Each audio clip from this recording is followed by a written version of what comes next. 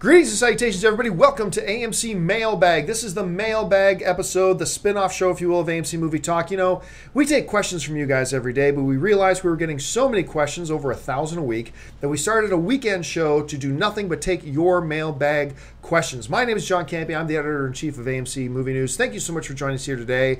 And yes, I am wearing the same clothes that I was wearing yesterday because today's show and tomorrow's show, every show until Monday, is pre-recorded. Now, for those of you who haven't heard about this yet, we are getting ready to move into Phase 2 of AMC Movie Talk. We have some new shows coming. We'll tell you about that in the future. But to start off Phase 2, we are moving into a brand new studio. We're really excited about it. The first show in our new studio is going to be Monday. Keep your eye open for that. It's going to be really, really cool. But let's get on with the show, shall we? Joining me for this episode of AMC Mailbag, first of all, she's the editor of movie news over at AMC Movie Talk, Miss Amy Rose Eisenbach. Amy Rose, hello. Hello, guys. Also in the same shirt. Yeah. And to her right, the production manager of AMC Movie News, the one and the only Mr. Dennis Zen. Dennis? They're lying. We actually just partied all night, spent the night, did another show, spent the night, partied. Like 4 days yes, in a row. Straight partying. And then that's why. You can't tell, but I'm missing a tooth. Yeah. It smells great in here, by the way. All right, let's move on to your mailbag questions, ladies and gentlemen. By the way, as you can see right here, if you have a question or a topic you'd like us to bring up on the show, you can email us at amcmovietalk@gmail.com, and we get to as many questions as we can. Let's start with our ones for today. The first question today comes to us from Lee Voelkel, who writes, "Hey, movie talkers, I love the show. Keep up the great work." Thank you so much, Lee. I've been noticing lately that 2016 is turning out to be a pretty big year for movies. Movies like Pirates of the Caribbean 5, Star Trek 3, Finding Dory, Avatar 2, Star Wars, the spin-off movies, J.K. Rowling's Fantastic Beasts, and The Amazing Spider-Man 3 are all confirmed for 2016. And that's not counting all of the unconfirmed Marvel and DC projects slated for later that year. Do you think 2016 could be bigger than 2015, Dennis? What do you think? Could 2016 actually theoretically be bigger than 2015? No, it can't. Because you have some of the most anticipated movies of all time coming out in 2015. You have Star Wars Episode 7. Yeah. You have Avengers 2. And then you have Batman versus Superman. Just a little Batman versus Superman. You know, and you even have like Hunger Games Mockingjay Part 2 coming out. Yeah. There's, I think the next Bond is supposed to come out then. So you have all these. So 2016 has a lot of great movies as well that we're all anticipating, but 2015 has the big ones. Yeah. Absolutely. Amy Rose? Basically, it has never been a more exciting time to be a film fan. To watch all our beloved properties continue to just grow and evolve and get more love and funding behind them. I mean, a decade ago, these comic book movies weren't even taken seriously. And now, I mean, they are some of the most profitable films. I'm so excited. I mean, 2015 and 2016... John, last show, this show. That was the microphone come you on, used last show. Come on. Anyway, guys, yes, it's very exciting. I don't necessarily think that it's going to be a bigger year. We just slated off some of the huge films, so I think they're both going to be pretty monumental and very exciting years. Yeah, they're both going to be great, and they're both going to be exciting, but I mean, Dennis nailed it on the head. Like, you just got the big three. Avengers 2, Batman vs. Superman, Star Wars Episode 7. In any given year, any of those three films would be the biggest box office hit of that year. And they're all coming out in the same year. And we're not even talking about the next level of the movies that are coming out. No. We're not even talking about the next Jurassic Park. Yeah. We're not even talking about the Fantastic Four reboot. Ant-Man. We're not talking about Ant-Man. We're not even talking... I mean, there's all...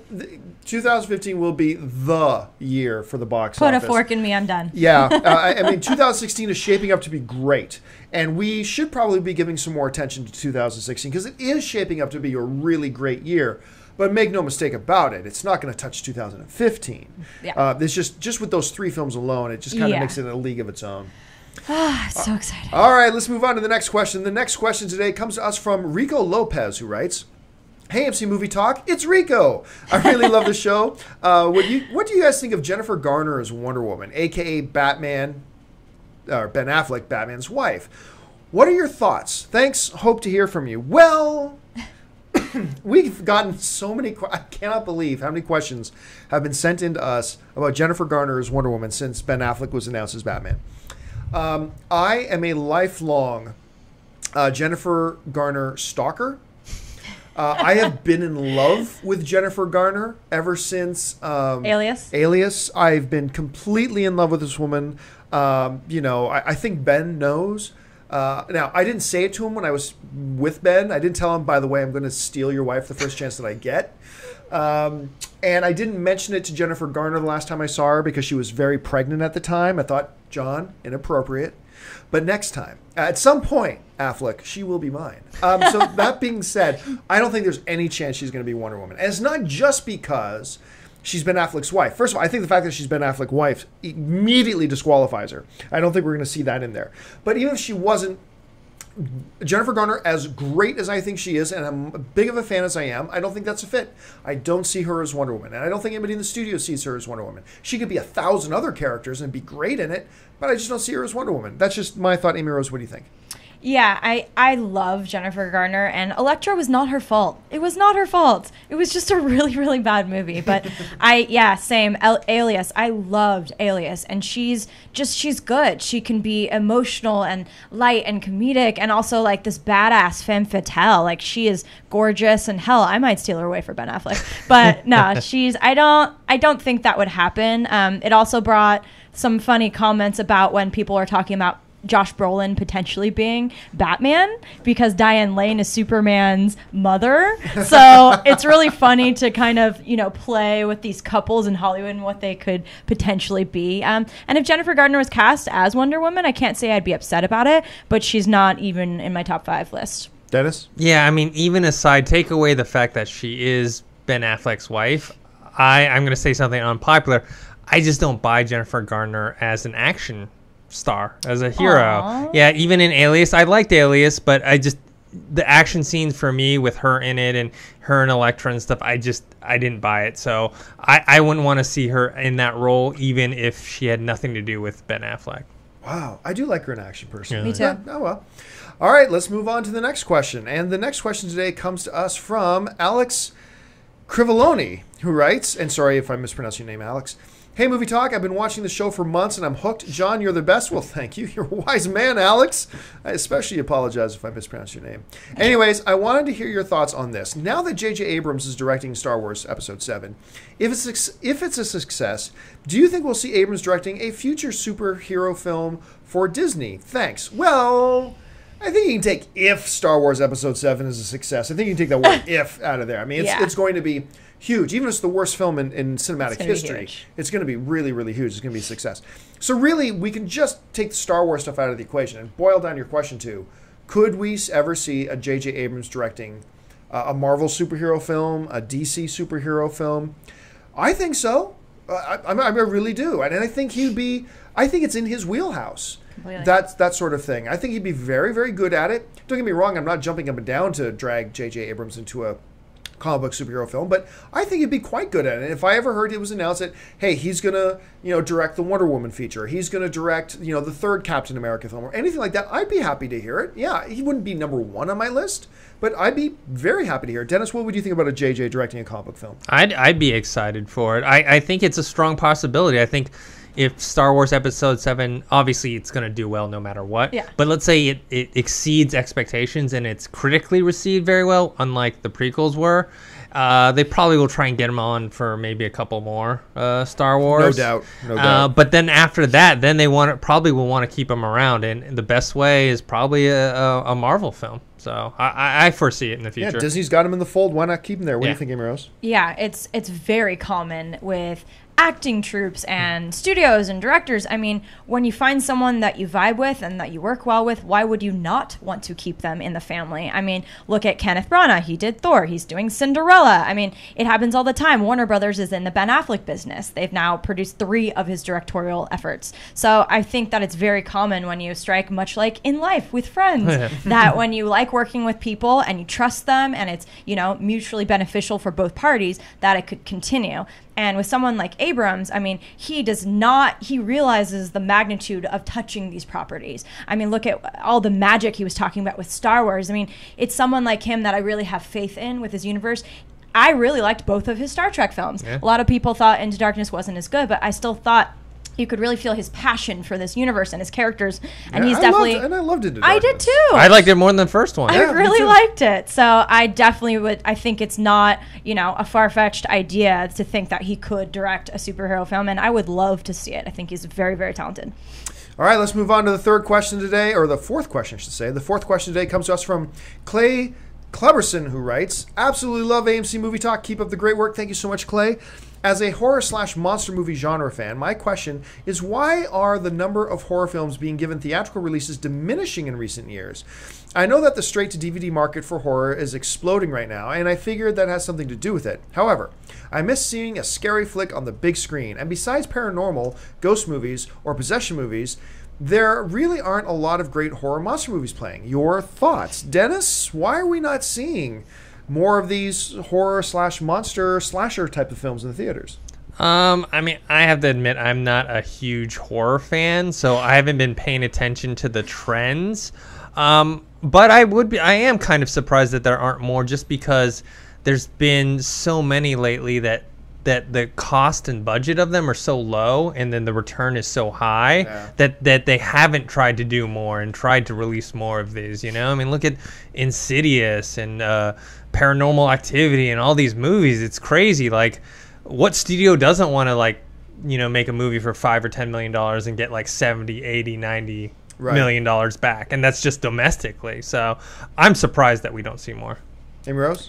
Now, I, on the other hand, am a horror movie junkie. I love it, and I completely agree. Seeing them on the big screen, experiencing it with the audience, there's nothing more exciting than that. You can just feel it, and, all the tension leading up to the scares or the kills or whatever you're seeing is just, it's worth its weight in gold to just be there in the live setting. It's so much fun. So I too really like seeing that. But I mean, look at the last big horror movie that was released that wasn't a sequel, which was You're Next. Mm-hmm. And it was made for $1 million.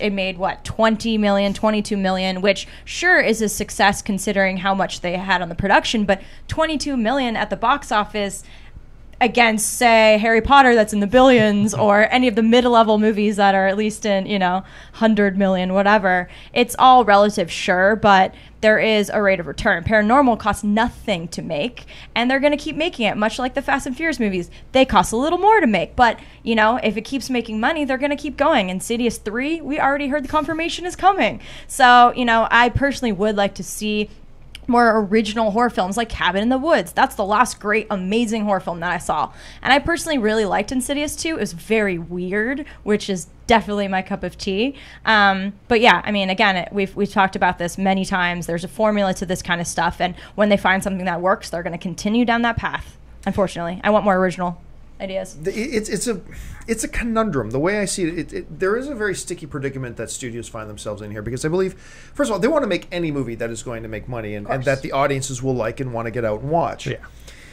The problem here is, and I had this discussion with a couple of the guys who are on the Masters of the Web horror panel that we did at Comic-Con this year.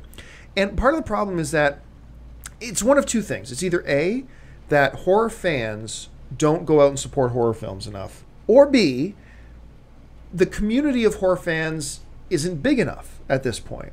Because we've seen a couple of really good horror films come out that have not made the type of money they deserve to have made. Here's a great example. There was a movie that was released called Hatchet 2, right? And the first Hatchet was very popular amongst horror fans. I mean, it got a very small theatrical play, but it didn't make a ton of money. But 2 came out, pretty much accepted. This was a great, fun film because the first one was great and fun and all this kind of stuff. I remember I did a Q&A with the director and the stars of the film. There might have been 25 people in the theater that came to it. And we promoted it and advertised it, come meet the director of this, blah, blah, blah. And I think that the average screen had 3 people per screening in it. So, I mean, it's a tough predicament. Now, every once in a while you hear about Conjuring, right? Mm-hmm. Huge, great results for Conjuring, and Insidious has done well. But man, it's not often enough that we see these types of results for films that are really good, really great horror films. And I think the part of it is that there is a really booming market right now for these horror slasher monster movies made for forget $2 million. They're made for like $200,000 Yeah. that you can't 10,000. that you can't release in theaters because you can't afford to put them in theaters, Yeah. and they can make $1 or $2 million bucks. Yeah. And that's a huge market for that right now, and that's why I think a lot of the horror films are going straight to that sort of a thing. But what's the answer? I don't know. I think you just touch on it, though, with James Wan, because he has become, I mean, The Conjuring, Insidious, he has become a household name for being good at horror. Right. I mean, Hatchet 2, I couldn't tell you who directed that movie. Were there any big stars? No. I mean, unless they have a built-in audience or it's a franchise like the remake of Friday the 13th, I mean, it's hard to really engage. Joss Whedon, of course, helped write Cabin in the Woods, but still, that wasn't a huge success either. No, it Word of wasn't. mouth Yeah. helped. Chris Hemsworth was in that from years ago before he was even Thor. So I think that if it isn't a well-known property, having a name, a pull, a brand to attract people to it, you kind of touched on that. James Wan is definitely one of the best horror directors we've had. But do average filmgoers care who the director is? I don't know that I don't think the average, like if I talk to my cousin right now and say, hey, do you know who James Wan is? He won't know who James Wan is, but Yeah. he saw Insidious, Yeah. And it's weird because sometimes I feel like I want to say, put some recognizable names in there and it can do better. But then other times we find ourselves saying, there's another example of stars don't draw. Yeah. It's not stars Yeah. that draw. So it's really conundrum. And with the horror situation, I think it's a real conundrum because I think there's some great horror films that are done that don't get the attention they deserve. And it's going to take somebody really smarter than me to come up with how do we take it more without it becoming mainstream, get it into the mainstream without it becoming mainstream. Huge task ahead for the horror community to get that done. All right, let's move on to the next question. The next question comes to us from Mitchell Vasallo, who writes, hello, AMC. Well, hello, Mitchell. Looking forward to the big future announcements. Well, I mean, we're moving to the new studio. That's a big announcement. I just purchased Iron Man 3 on Blu-ray DVD. I was watching the gag reel, and I noticed Ben Kingsley, who was hilarious in the movie, did not have one single mistake in the movie. I was hoping that this great actor, who was a total goofball in the movie, would at least screw up once. It had everyone else making mistakes or joking around in between takes, but no, not Ben Kingsley. I'm just speculating about, do you think he doesn't want to show his mistakes? Do you think this veteran actor was totally flawless? Or does he have a stipulation on his contract that says, I'm Ben Kingsley? I don't make mistakes even when I mess up. You don't have my permission to put my mess-ups in the gag reel. Would like your take on this. It's an interesting question. Here's the thing, though. I don't think there would be any kind of a stipulation in his contract. I think, hey, look, when you shoot, and you're in front of the camera and you're shooting, whatever is on that camera belongs to us. So I think they could use it. It might just be a situation where, look, he's human. I'm sure Ben Kingsley made a couple of flubs or mistakes, especially since they had him doing a lot of improv, which was obvious. He did a lot of improv and improvisational stuff. Just might be a matter of none of his mistakes were worth putting in a gag reel. I think, honestly, I think that is the most likely scenario here, that none of his flubs or mistakes were probably anything that we would look at and say that was funny or that was entertaining, so why put it in a gag reel? And because I'm probably going to bet there was probably 3 times as much mistakes and gags, potential gag reel stuff that they could have put in a gag reel that they didn't, because it's not worth putting in. I'm guessing that's probably the more likely scenario. Dennis, what do you think? Yeah, I have to agree with you. I mean, it's not like the gag reel shows every mistake that's made in the movie. They only pick out the certain ones that cause something funny to happen. And my guess is he probably made a few mistakes and they just weren't funny. There wasn't like a funny reaction to them or whatever. So I think that's more likely what happened. Ben Kingsley is in the Daniel Day-Lewis category to me. He can do anything. He is so incredible, and from what I understand, he is a true thespian, that he kind of sticks to the character much like that. I don't think he would make people dress him like Lincoln, like Daniel Day-Lewis did on set. But I just think he's as professional and incredible as it gets, and he probably doesn't make that many mistakes. He probably doesn't, but he's human, and every human makes mistakes. And I feel like he would be the type of actor, and again, I'm not speaking personally because I don't know him. I've only had the pleasure of interviewing him once, but I feel like if he did make a mistake, he wouldn't laugh and be like, "Oh, sorry, guys." Like, he would just keep going. So you kind of touched on it. I don't think it would probably be comedic. His character was comedic enough. So yeah, I think he's just so talented, and there probably wasn't good material to use. All right, let's move on to the final question of the day. And the honor of the final question today goes to DeMarco Villanona. All right. And DeMarco writes, "Hi guys, love the show. I was wondering, a few shows ago, you guys were giving your personal choice on certain actors to play the Joker. My personal favorite to play the Joker would be John Leguizamo because I just finished watching Spawn and could see him bringing something new to the table big time. I just want to see what your opinion about him in that role is. Keep up the good work and congrats on the new studio." No, I like John a lot. Yeah. I loved every opportunity I have to interview him. I love him in just about everything I see him in. But no, just because I saw him do a similar character once, and quite frankly, between you and me, I didn't think he was all that good in Spawn. I thought it was a little bit cheesy and over the top. Now, granted, it's Spawn. It's supposed to be a little bit cheesy, a little bit over the top. But I thought even for something that was supposed to be cheesy and over the top, it was a bit cheesy and over the top. So I don't think that is his wheelhouse, personally. So, personally, wouldn't be my choice. Amy Rose, what do you think? Same. As a human being, I love him. Like Kick-Ass 2, he was so much fun to interview. So good. Oh, he was so good and so much fun. And, you know, I think he has proven that he can do the dramatic kind of kooky roles as well as his kind of comedic charm that he always adds. But, yeah, I don't see him in this. And have you ever seen a film called Empire? Again, he shows that dramatic, you know, serious role. And he's a solid actor. But, no, he's not my Joker. Yeah, he was great in Kick-Ass. I thought he fit that role. Yeah, Very he doesn't. funny. Yeah, I don't see him as a Joker. Yeah, I agree with you, John, about Spawn. It was very over the top, Yeah. and it might not have been him. Might have been the director or whatever. But I didn't really find Spawn. I love the comic book, but I didn't find Spawn the movie to be that great. So, yeah, I saw Empire as well, and I thought he was good in He's that. solid, yeah. Yeah, but not him. I personally, you know, I said it before. I wouldn't mind seeing Benedict Cumberbatch's Joker.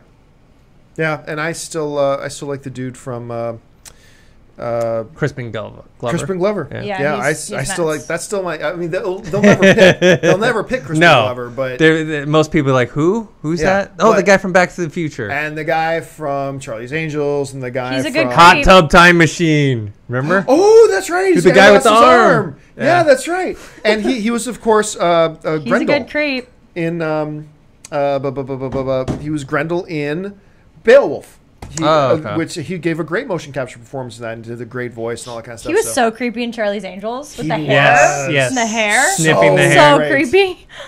All right, folks, that'll do it for us. Thank you so much for joining us here on this episode of AMC Mailbag. Make sure you check us out again tomorrow. My name is John Campy, of course, and I want to thank again, first of all, for joining me, the editor of AMC Movie News, Miss Amy Rose Eisenbach. Amy Rose, where can people find you online? At Amy Rosie, various social networks. Thank you so much for the support. The one and the only Mr. Dennis Zen. Dennis, where can people find you online? You can find me on Twitter at ThinkHero and Facebook, just my name. And thank you most of all to you guys. Listen, the most important part of all of our shows is not what we have to say. It's what you have to say. So please jump down into the comments section. Leave your thoughts, agree or disagree. Be respectful. It's all film subjective on any or all the topics that we discuss here today. So until next time, my name is John Campy for AMC Movie News. And until then, bye-bye.